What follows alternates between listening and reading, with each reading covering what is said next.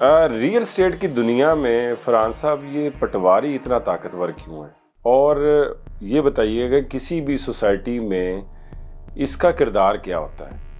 अच्छा, एक चीज़ मैं वैसे गवर्नमेंट की अप्रिशिएट करूँगा जी ओवर द इयर्स, जो इन्होंने एक सिस्टम डेवलप किया है कि सारे जो है ना कंप्यूटराइज कर दिए इन्होंने। मोज़े जी मोज़ा होता है जी जी अब आप समझते हैं। जी जी तो पटवारी की जो मोज़ाज जो हैं वो कंप्यूटराइज हो चुके हैं, उस पे पटवारी की ताकत जीरो हो चुकी है। अमल दखल ख़त्म हो गया। टोटल खत्म। बिल्कुल ठीक।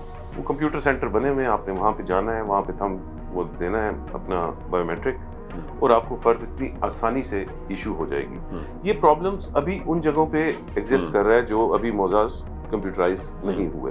सो पटवारी की ताकत इवेंचुअली इंशाल्लाह खत्म हो जाएगी। खत्म हो जाएगी, बिल्कुल। पटवारी मैं वो कह रहा हूँ जो एक्चुअल पटवारी। अच्छा, एक माफिया और भी है जो सहाफत से मुंसलिक है और प्रॉपर्टी को या रियल स्टेट की बीट है उनके पास ना, बीट रिपोर्टर्स जैसे। जी जी। अच्छा, उनका भी बड़ा अमल दखल है इस सारे मामले में, और कहा यह जाता है कि अगर किसी ने हाउसिंग सोसाइटी लॉन्च करनी है तो आपको बीट रिपोर्टर्स को भी खुश करना पड़ता है। क्या ये बात दुरुस्त है? देखें, ये बात तो साबित हो जाती है। हाँ। आज जितने बड़े डेवलपर्स हैं सबके अपने चैनल हैं कि नहीं है? जी जी। हर बड़े डेवलपर ने वो पहले चैनल नहीं खरीदा था, डेवलपर पहले बने थे, चैनल बाद में खरीदा। बिल्कुल। चाहे चैनल प्रॉफिटेबल है या नहीं है, ये आप मुझसे बेहतर जानते हैं। अच्छा फरहान साहब, ये जब रजिस्ट्री का मामला आता है उस वक्त भी बड़े फ्रॉड होते हैं। एक बंदे ने अगर प्लॉट खरीदा है या उसने घर खरीदा है तो वो रजिस्ट्री को चेक करने के लिए किन प्लेटफॉर्म्स पे उसको जाना चाहिए, किन से मशवरा करना चाहिए, और रजिस्ट्री ओरिजिनल है या नकली है उसको हम कैसे देख सकते हैं? देखिए, रजिस्ट्री जो है ना वो उसकी तो फोटोकॉपी, मुसद्दिका नकल असल चीज़ है ना जी। रजिस्ट्री का तो फोटोकॉपी चलती है ना, ओरिजिनल है सामने पेपर पड़ा हुआ है, नहीं है रजिस्ट्री को आग लगी, no problem, as long as वो रेवेन्यू रिकॉर्ड के अंदर उसकी मुसद्दिका नकल अगर आपको मिल रही है। इसमें देखें, ये भी बड़ा कॉम्प्लेक्स टॉपिक है। जी जी। खसरा नंबर, खसरे के अंदर मुश्तरका खाता, ठीक है, खेवट नंबर कौन सी है, अब ये सारा एक it's a complete subject. So I would always suggest के जो लोग भी रजिस्ट्री की तरफ जाते हैं तो उनको एक्सपर्ट ओपिनियन लेना ही पड़ेगा। अक्सर ये होता है कि देखें, दो प्लॉट्स हैं, अब नीचे खसरा एक है, वो कहते हैं 3 मरला है खसरे चो, it could be plot number this, plot number this, या तो वो अप्रूव्ड हाउसिंग सोसाइटी हो, फिर तो बाय प्लॉट नंबर उसकी रजिस्ट्री हो जाएगी। लेकिन अगर वो खाली रकबा है तो सिर्फ वो कब्जा एस्टेब्लिश होगा ना। फिर वो एक टर्म यूज होती है, मैं आप ज्यादा कॉम्प्लेक्स नहीं करना चाहता, तरतिम्मा कटवाना पड़ता है ना, फिर या तो प्रॉपर तरतिम्मा कटवाएं। तो ये एक पूरी साइंस है, मेरा ख्याल है वो थिक हो जाएगा काफी। बिल्कुल ठीक है। हाँ। एक एफिडेविट, सिंपल सी एक चीज है, एफिडेविट एक जो अगर लेना हो वो कैसे इशू होता है? सुना अब उसका तरीकाकार भी चेंज हो गया है और उसकी शक्ल और इबारत भी चेंज हो गई है एफिडेविट। देखें, अब गवर्नमेंट ने बड़ी आसानी कर दी है बहुत सी चीज़ों में, क्योंकि साइंस तरक्की कर रही, शुक्र है पाकिस्तान में भी उस किस्म के इम्प्रूवमेंट्स जो हैं वो आ रहे हैं। मुझे पुराना ज़माना याद है कि हम जो रजिस्ट्री लिखते थे ना, तो लिमिटेशन थी स्टैम्प पेपर की, 500 रुपये का स्टैम्प पेपर आता था, या मैक्सिमम 1000 रुपये का।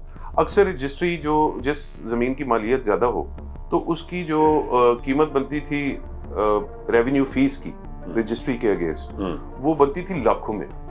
तो मैंने अपने हाथों से खुद साइन की हुई रजिस्ट्री, जितने पलंदे, 1000 रुपए का इतना पलंदा, अगर आपने 45 लाख देना है, 4 करोड़ देनी है फीस तो आपको, और फिर एक पेज के ऊपर एक वर्ड लिखा होता है, क्योंकि हर किसी को भरना भी तो है ना। जी जी।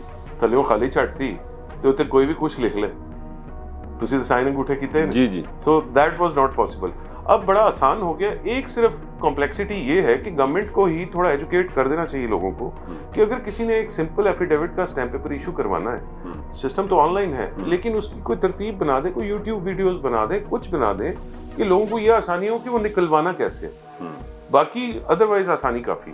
एक आखिरी सवाल, आप मुझे ये बताइए कि अभी मलिक रियाज साहब दुबई अपना सारा सेटअप शिफ्ट कर रहे हैं और वहाँ पे भी उन्होंने एक बड़ा सेटअप डेवलप कर लिया है, तो एक आम पाकिस्तानी जो एक इन्वेस्टर है वो ऐसे किसी मंसूबे में दुबई इन्वेस्टमेंट क्यों ना करे पाकिस्तान जैसी सोसाइटी में जहाँ फ्रॉड की ज़्यादा रेशो है? दुबई में ना तो आपकी शहरियत है, दुबई के वीजा लॉज इस कदर वेरिएंट हैं। आप मुझे बताइए पिछले 8 महीने में दुबई का वीजा किसी को नहीं मिला जी। तो इन सारे हालात में by the end of the day आपका मुल्क है, ठीक है। और मैंने जो पहले बात की थी ना, क्रेडिट बेस्ड इकोनॉमीज कभी हमेशा क्लैप्स करती हैं। 2008 का फाइनेंशियल मेल्टडाउन आया, उसमें दुबई में लोग टोटल जीरो हो गए।